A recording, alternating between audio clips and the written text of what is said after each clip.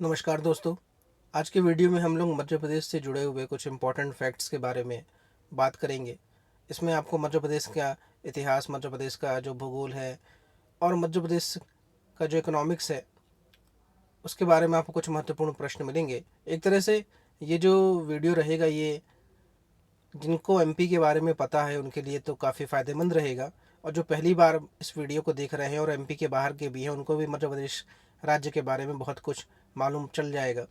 तो शुरू करते हैं आज का वीडियो। तो प्राचीन काल से मध्य प्रदेश में कितने महाजनपद पाए जाते थे? तो मध्य प्रदेश में प्राचीन काल में 3 महाजनपदों का एरिया था। पहला था अवंती, दूसरा था चेदी, तीसरा था वत्स। अभी जो महाजनपद का थे ये एक तरह से आज के जैसे राज्य हैं वैसे आप समझ सकते हैं।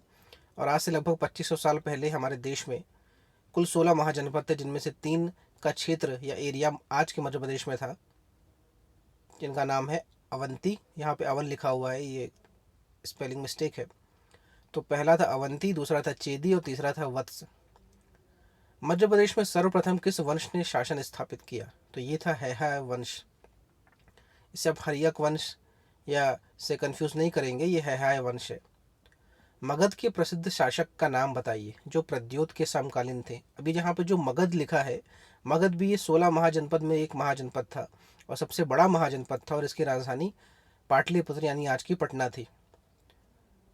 तो हमारे मध्य प्रदेश में उस समय जो राजा था वो था प्रद्योत, और ये बोल रहा है कि मगध के उस राजा का नाम बताइए जो प्रद्योत के समकालीन थे। वो थे बिंबिसार।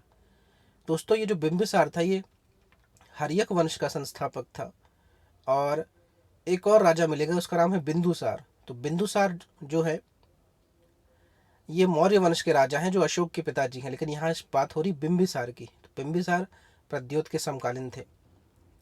मध्य प्रदेश के किस जिले से अशोक की राजकुमारी यानी अशोक की पत्नी संबंधित है? तो अशोक, जैसे कि मैंने बताया कि ये मगध महाजनपद में जो मौर्य साम्राज्य था उसमें ये तीसरे नंबर के राजा थे। इनके जो दादाजी थे चंद्रगुप्त मौर्य, उन्होंने मौर्य साम्राज्य की स्थापना की थी, और उनके बेटे थे बिंदुसार, और बिंदुसार के पुत्र थे अशोक। तो अशोक की जो पत्नी थी वो, उनका नाम था श्रीदेवी। वो मध्य प्रदेश के विदिशा जिले से थी। अब उस समय तो कोई जिला नाम का कॉन्सेप्ट था नहीं, लेकिन आज अगर देखें तो विदिशा नाम की जगह से अशोक, महान राजा अशोक की पत्नी थी। मध्य प्रदेश में अशोक के कितने स्तूप पाए जाते हैं? तो जैसा कि आप जानते हैं अशोक ने पूरे देश में स्तूप बनाए, और कई सारे, जिसमें हम उसने रॉक एडिक्ट बनाए, पिलर एडिक्ट बनाए, जिनमें से 4 जो स्तूप हैं वो हमारे मध्य प्रदेश में मिलते हैं। सबसे फेमस जो है वो सांची स्तूप जो रायसेन जिले में है। दूसरा है भरूत, भरूत है सतना जिले में। तीसरा है विदिशा, और चौथा है भोजपुर में। कालिदास का संरक्षण करने वाला विदिशा के राज्यपाल का नाम बताइए। इनका नाम है अग्निमित्र। तो कालिदास ने एक किताब भी लिखी है जिसका नाम था अग्निमित्रम। कालिदास ने जो भी लिखा है वो संस्कृत में लिखा है, और अग्निमित्रम में जो अग्निमित्र हैं वो यही विदिशा के राज्यपाल हैं, और इन्हीं ने संरक्षण दिया था कालिदास को। किसके शासनकाल के दौरान यूनानी राजदूत हेलियोडोरस ने दौरा किया? तो यूनानी मतलब यूरोपियन राजदूत एम्बेसडर, उसका नाम था हेलियोडोरस। ये आया था, शुंग साम्राज्य यहाँ पे राज कर रहा था मध्य प्रदेश में, तो उस समय ये आया था हेलियोडोरस। विदिशा का गरुड़ स्तंभ किसने बनवाया था? तो ये हेलियोडोरस जो यूनानी राजपूत राजदूत था, एम्बेसडर था शुंग डायनेस्टी में, शुंग साम्राज्य में जब यहाँ पे रूल कर रहा था, तब आया था। तो इसने विदिशा में एक गरुड़ स्तंभ बनवाया, आज भी है, आप जाके उसे देख सकते हैं। मध्य प्रदेश में अशोक ने कितने शिलालेख पाए जाते हैं? तो इसके पहले हमने देखा था अशोक के स्तूप, तो 4 जगह स्तूप है, सांची, भरूच, विदिशा और भोजपुर। अब शिलालेख की बात आई, रॉक एडिक्ट की बात आई, तो ये भी 4 जगह मिलते हैं। पहली जगह मिला है रूपनाथ जो कि जौलपुर में है। दूसरा है गुर्जरा दतिया में। तीसरा है सारो मारो शहडोल में मिलेगा, और चौथा है पानगारा जो कि सीहोर में मिलेगा। राजा मिहिर भोज किस वंश के थे? ऑप्शन है गुर्जर, प्रतिहार, वंश। राजा मिहिर भोज जो है इनके ही नाम से भोपाल नाम है हमारे मध्य प्रदेश की राजधानी का। और आप अगर भोपाल कभी गए हो तो वहाँ पे जो बड़ा तालाब है जिसको राजा भोज ने ही बनवाया था, वहाँ पे इनकी काफ़ी बड़ी प्रतिमा लगी हुई है। मालवा सल्तनत के संस्थापक के रूप में किसे जाना जाता है? ऑप्शन है दिलवाड़ा, खान, लोधी। तो आज जो आपका इंदौर संभाग है जिसमें 8 जिले आते हैं, वो लगभग पूरा एरिया मालवा कहलाता है। और उस समय मालवा सल्तनत के की जो स्थापना की थी वो की थी दिलवाड़ा खान लोधी ने। इसका ये जो दिल्ली की लोधी सल्तनत थी उससे कोई संबंध नहीं था। मध्य प्रदेश के किस शहर को आनंद नगरी या जॉय सिटी के नाम से जाना जाता है? तो ऑप्शन है मांडू। और मांडू किस जिले में है? धार जिले में। बाज बहादुर का युद्ध युद्ध में मुगल सेना किस युद्ध में मुगल सेना ने बाज बहादुर को हराया था? तो ऑप्शन है सारंगपुर का युद्ध। और बाज बहादुर मांडू का राजा था और ये हारा मुगल बादशाह अकबर से। मध्य प्रदेश का कौन सा शहर भारतीय राष्ट्रीय आंदोलन के दौरान झंडा सत्याग्रह के लिए प्रसिद्ध है? ऑप्शन है जबलपुर। 1923 की बात है, हमारा जो जबलपुर है वहाँ पे जो नगर निगम कार्यालय है वहाँ पे बात ठन गई कि हम यहाँ पे जो भारतीय झंडा है वो लगाएंगे और ब्रिटिश झंडा उतार देंगे। और इसमें जो मुख्य नाम आता है वो आता है सुभद्रा कुमारी चौहान का, डॉक्टर राजेंद्र प्रसाद का। तो बाद में ये तय भी हुआ कि झंडा लगाया जाएगा और एक हमने झंडा फेरी भी जबलपुर में, मतलब एक तरह से हमने रैली निकाली थी। मतलब और अंग्रेज इस बात के लिए माने थे कि हाँ भारतीय जो है वो अपना जो कांग्रेस वाला झंडा है उसको लेके झंडा फेरी निकाल सकते हैं। तो काफ़ी फेमस रहा ये झंडा सत्याग्रह। किस घटना को मध्य प्रदेश के जलियांवाला बाग की घटना के रूप में जाना जाता है? ऑप्शन है चरण पादुका नरसंहार। तो जैसा कि आप लोग जानते होंगे जलियांवाला बाग जो घटना है वो 13 अप्रैल 1919 को पंजाब में घटित हुई, और पंजाब के अमृतसर शहर में। और वहाँ पे एक पार्क में निहत्थे लोगों पर जो जनरल डायर था उसने गोलियां चलवा दी थी। ऐसा ही कुछ हमारे यहाँ हुआ था चरण पादुका में। और जहाँ पे जो निहत्थे लोग थे उन पर जो अंग्रेज़ ऑफिसर था और सैनिक थे उन्होंने गोली चला दी थी, इसलिए हम उसे मध्य प्रदेश का जलियांवाला बाग घटना कहते हैं। आप मुझे बताइए कमेंट बॉक्स में किस साल की घटना है और ये चरण पादुका नरसंहार आज वर्तमान में किस जिले में जगह है, संबंधित है।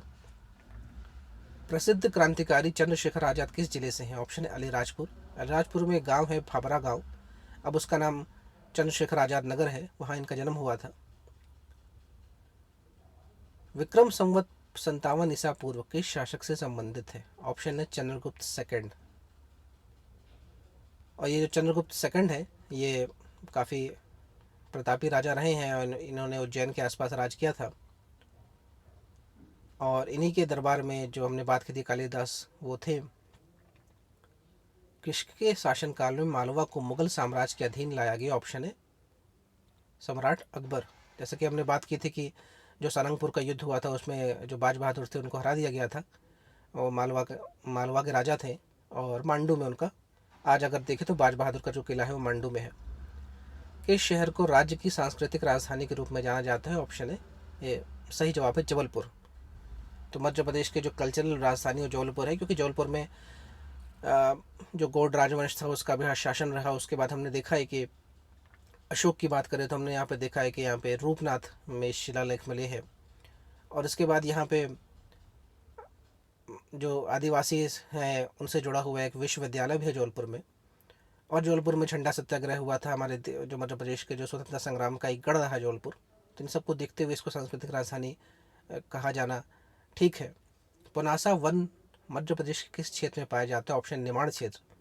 तो जो खंडवा खरगोन वाला जो इलाका है उसको निमाड़ क्षेत्र कहते हैं, और यहाँ पे जो लोकल भाषा बोली जाती है उसे निमाड़ी कहते हैं। और पुनासा में पुनासा डैम भी है जो कि नर्मदा नदी में बना हुआ है। मध्य प्रदेश के किस व्यक्तित्व को भारतीय रॉबिन हुड के नाम से जाना जाता है? ऑप्शन टंटिया भील। तो रॉबिन हुड एक फिक्शनल कैरेक्टर है जो कि अमीरों को लूटता है या अमीरों को से संपत्ति छीन के गरीबों में बांटता है। और ऐसा ही कुछ काम किया टंटिया भील साहब ने, और इनके नाम से अंग्रेज थर थर काँपते थे, और इसलिए इनको भारतीय रॉबिन हुड का नाम से जाना जाता है। और ये मध्य प्रदेश का जो मालवा अंचल है वहाँ पे इनका क्षेत्र था। किस राज्य के साथ मध्य प्रदेश सबसे छोटी सीमा साझा करता है? तो ये तो गुजरात है। 2 ही जिले हैं झाबुआ अलीराजपुर जो कि सीमा लगाते हैं गुजरात से। मध्य प्रदेश का भौगोलिक विस्तार में उत्तर दक्षिण और पूर्व पश्चिम सीमा कितनी है? तो मध्य प्रदेश पूर्व से पश्चिम देखें तो 870 किलोमीटर की इसकी चौड़ाई है, परत है। और इसकी जो लंबाई है उत्तर से दक्षिण वो है 605 किलोमीटर की। मध्य प्रदेश के राज्य चिन्ह में कितने स्तूप पाए जाते हैं? 24। तो ये जो 24 स्तूप है ये अशोक का जो शिलालेख है सारनाथ का, वहाँ से हमने लिए हैं। मध्य प्रदेश की राज्य मछली का नाम बताइए जिसे टाइगर ऑफ वाटर के नाम से जाना जाता है। तो इसका जवाब है महाशीर। तो महाशीर मध्य प्रदेश की राज्य की मछली है और नर्मदा में मिलती है ये। और नर्मदा में नदी है वो अमरकंटक से इसका उद्गम होता है और ये पश्चिम में बहने वाली नदी है, इसलिए ये नदी जो है ये खंबात की खाड़ी में अरब सागर से मिलती है और ये डेल्टा नहीं बनाती, एस्चुरी बनाती है।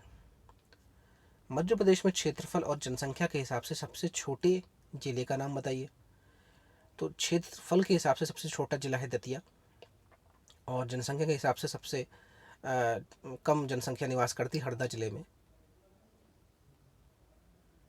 मध्य प्रदेश यूपी के साथ कितने जिले साझा करता है? तो ऑप्शन है 12 जिले। और सबसे ज़्यादा जो हमारा जिला साझा होते हैं वो यूपी के साथ ही होते हैं, सबसे कम किसके साथ होते हैं? गुजरात के साथ। मध्य प्रदेश का नवीनतम संभाग का नाम क्या है? शहडोल। मध्य प्रदेश से कितने जिलों को कर्क रेखा स्पर्श करके गुजरती है? तो कर्क रेखा नहीं, ट्रॉपिक ऑफ कैंसर। तो कुल 8 राज्यों को ये पार करती है हमारे देश में और मध्य प्रदेश के 14 जिलों से ये गुजरती है। सद्भावना शिखर किस पर्वत श्रृंखला में पड़ता है? तो ये विंध्य रेंज जो है उसमें पड़ता है और दमोह जिले में आता है सद्भावना शिखर। सबसे कम वर्षा भिंड जिले में होती है। मध्य प्रदेश के किस संभाग में सबसे अधिक जिले शामिल हैं? तो ये है जबलपुर संभाग। और अगर पूछा जाए कि एरिया वाइज क्षेत्रफल के अनुसार सबसे बड़ा संभाग कौन है, वो भी जबलपुर ही है। उस मिट्टी की विविधता का नाम बताइए जो पूरे राज्य में सबसे ज़्यादा है। ये है काली मिट्टी। काली मिट्टी को हम जो कॉटन की खेती होती है, कपास की खेती होती है, उसके लिए उपयुक्त मानते हैं। और सबसे ज़्यादा काली मिट्टी का जो क्षेत्र है वो मालवा क्षेत्र में है और मालवा जो क्षेत्र है वो कपास या कॉटन की खेती के लिए काफ़ी प्रसिद्ध है। मध्य प्रदेश का नया जिला निवाड़ी किस जिले से अलग होकर बना है? यह है टीकमगढ़। मध्य प्रदेश का अलीराजपुर जिला किन 2 राज्यों के साथ अपनी सीमा साझा करता है? तो राजस्थान और गुजरात के साथ। और अलीराजपुर में ही भापरा गांव है जहाँ पे चंद्रशेखर आज़ाद की जन्मस्थली है। मालवा के पठार की सबसे ऊंची चोटी का नाम बताइए। यह है सिकार। इंदौर के पास पीथमपुर किन उद्योगों के लिए प्रसिद्ध है? तो ऑटोमोबाइल क्षेत्र के लिए। ये इंदौर के पास है लेकिन आता धार जिले में है पीथमपुर। और मध्य प्रदेश का जो शुष्क बंदरगाह है वही पीथमपुर में है।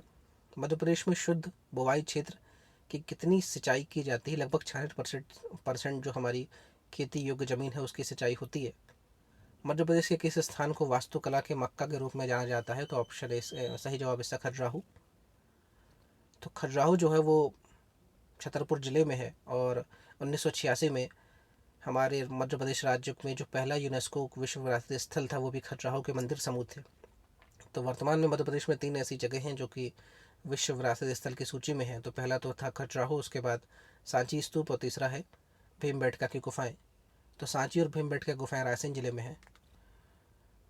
तो दोस्तों ये मध्य प्रदेश से जुड़े हुए कुछ इंपॉर्टेंट जो इन्फॉर्मेशन है इसका पार्ट 1 है। जल्द ही मैं इसका पार्ट 2 पार्ट 3 भी अपलोड करूँगा और मेरी उम्मीद रहेगी कि आप अगर ये जो भी 4-5 वीडियो की सीरीज़ है इसको देखेंगे तो आपको मध्य प्रदेश से जुड़ी हुई बहुत हद तक इन्फॉर्मेशन आपकी क्लियर हो जाएंगी और किसी भी एमपी से जुड़े हुए एग्ज़ाम के लिए ये काफ़ी फ़ायदेमंद रहेंगी आपको। तो मिलते हैं अपने अगले वीडियो में, तब तक के लिए धन्यवाद। जय हिंद।